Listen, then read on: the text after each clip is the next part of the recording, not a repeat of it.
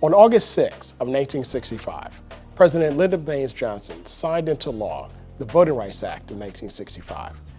This was an extremely important law which provided protection and also outlawed discriminatory practices in certain states against African Americans and other persons of color trying to vote.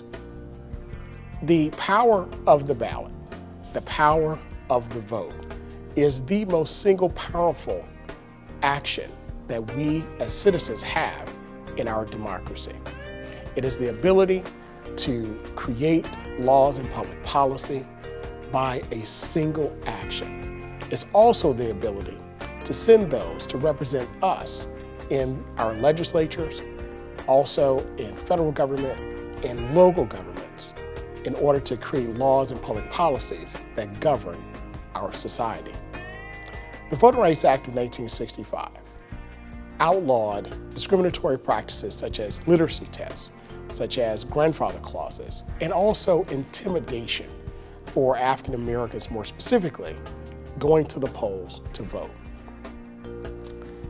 Whether it was the March from Selma to Montgomery or other actions taken by civil rights icons and leaders during that time period, the right to vote is a fight that we've had since the beginning, really, of the inception of this country. It's a fight that has been fought across all generations, and we continue to fight it to this day. Why is that fight so important?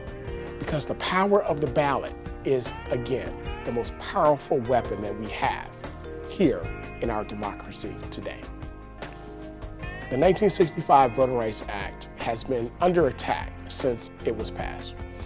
More specifically, Shelby County versus Holder was a Supreme Court decision, a 5-4 decision, which started the dismantling of the Voting Rights Act. Here, under this particular case, the Supreme Court ruled that it was unconstitutional for the pre-clearance portion of the Voting Rights Act, more specifically Section 5 and also 4B. Here, under this formula, for 40 years, states and localities that historically discriminated against African Americans and other persons of color to vote had to have their lines and policies and provisions for voting pre-cleared by the U.S. Department of Justice. The Supreme Court saw that this provision was no longer needed because there were no more discriminatory practices that came into play. Little did we know, after that passage of that very important Supreme Court decision, states and other localities started immediately passing policies and laws which made it harder for African Americans and other persons to vote.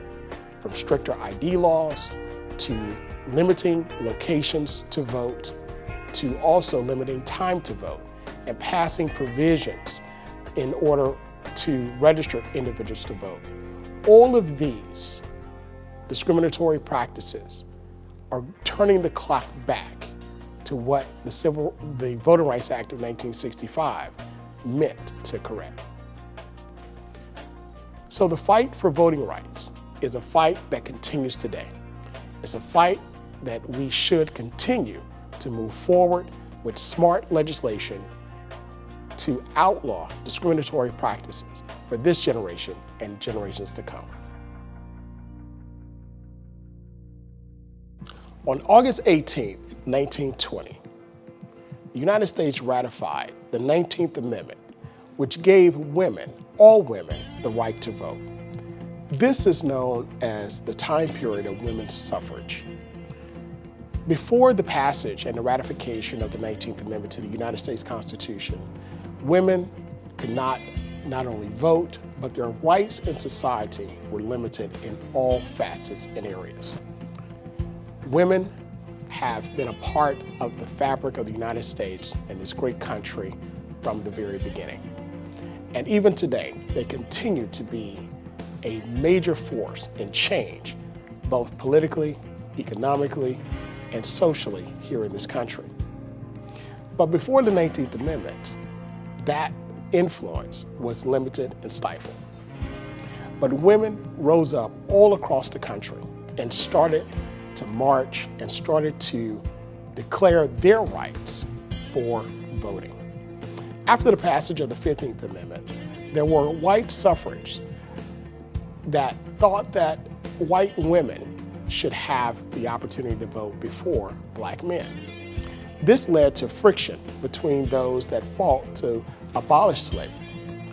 Individuals like Sojourner Truth and others, there saw a distinct split in the viewpoints of their counterparts working together.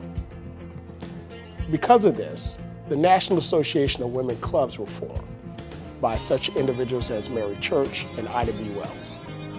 But even though there was a split in the ideology of who should receive the right to vote first, each group fought together for the right to vote for women, because the right to vote they saw as very important to push social change throughout this country. After the ratification of the 19th Amendment, we saw increases in women across the country voting, not just in federal elections, but also on the state level. Today, we see a major influence of women and the power to vote. Every year, it seems like we're setting records across the federal elections and state elections and local elections for the amount of women who are serving successfully on every level of government, whether it be school boards, commissions, city councils, the judiciary, and yes, also in Congress and in the highest offices of the land as Vice President of the United States. Women continue to make strides in our country, helping to trailblaze change, positive change across economic, social, and political landscapes. Today, the fight for women to vote is still a fight that we continue to push and ensure that it is here to stay. On November 3rd, 2020, Virginia voters approved a constitutional amendment which created the very first Virginia Redistricting Commission. This is a change from the way that the Commonwealth of Virginia draws its congressional and also lines for the General Assembly to elect its members. This is an idea that was thought to be one of equality and equity in drawing these lines. Based upon equity and equality, various commissioners are chosen in order to serve on the Virginia Redistricting Commission to redraw the lines. In order to create a more diverse group of individuals, racial, ethnic, and geographic diversity is to be taken into consideration. Altogether, you have 8 commissioners that are chosen and selected along with 8 legislators. The selection committee is made up of 5 judges across the Commonwealth of Virginia. These individuals together will hold public hearings and also take into consideration comments from those public hearings in presenting a report to redraw the lines of the Commonwealth of Virginia for election purposes. Throughout this process, there is a diverse voice of individuals who are providing their opinions, both based upon law, fact, and policy, in order to create the most equitable lines possible in order to elect a body that represents the whole Commonwealth of Virginia. The pros of the Virginia Redistricting Commission is that it was to be created in order to provide an equitable and equal representation for our elected officials. By choosing citizens to serve on these boards, as opposed to having the General Assembly get together to draw these lines, it was believed that this would be a way that citizens themselves can have a greater voice in choosing their elected officials. Like all things, in the conception of an idea is perfect. However, in the application of it, there may be some issues. One of the issues that individuals believe that the Virginia Redistricting Commission has is to be taken into advisement as opposed to a requirement for diversity purposes. These advisements is one that individuals see can be overridden or can be ignored. In addition to that, the only recourse that voters have if they don't think that the lines themselves are drawn to the desire of the people is simply a judicial challenge after the lines themselves are redrawn. Overall, the Virginia Redistricting Commission is just getting started. Here, after the U.S. Census of 2020, in 2021, we will see what will happen as it relates to the lines that are redrawn and how they are applied here in the Commonwealth.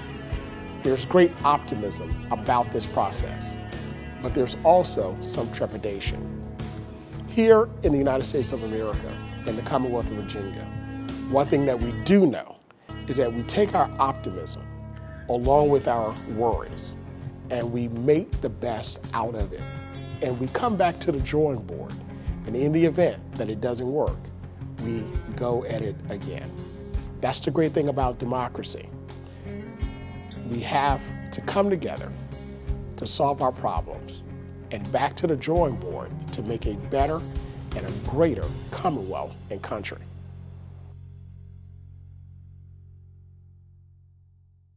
Voting rights in America has been a fight since the inception of this country.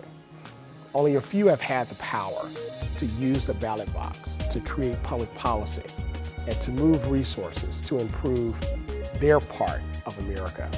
But many have been left out of the ability to participate in what is our democracy through voting. More specifically, laws and public policy and practices throughout history have suppressed African Americans, have suppressed women, and have suppressed individuals of color who have wished to gain an opportunity to push our country into a more inclusive and more democratic form of government. Voting rights in America has been a struggle from the very beginning of our country because it is the most powerful weapon that's used to create policy and ultimately use resources to create opportunity for many in the country. So we understand the fight. We understand why some want to expand access. We understand why some do not. But 2020 is a year that will go down in history that will teach us that expanding access to the ballot box is the right thing to do. It's also the best thing for our democracy. Every 10 years, the United States takes the U.S. Census, and those numbers are very important as it relates to voting rights. Those numbers that are utilized in the next year are used by states in order to determine the population of their states for the apportionment of the number of seats in Congress that they are allowed to have through the House of Representatives. Therefore, it's very important that you be counted. It's very important that every citizen is counted. It's very important also to understand how those lines are drawn. Every state is given the ability to draft and create the policy and the parameters around how those lines are drawn. In 1920, the United States passed the 19th Amendment, basically known as women's suffrage. It provided and gave the right of women to vote. Therefore, laws and policies that discriminated against women by their sex could not stand constitutional muster anymore. Since that time period, the women and the right to vote has been key to winning many elections. In 2020, we celebrated 100 years of women's suffrage. And we celebrated not just the 19th Amendment, but we celebrated every single milestone from 1920 to 2020. Whether it be the marches in Washington in the 1920s and leading up to the marches in 2020 for the 2020 election. 100 years of women voting, 100 years of women empowerment, 100 years of women playing a major part in our democracy is something that our nations should celebrate and continue to foster women leaders across our country.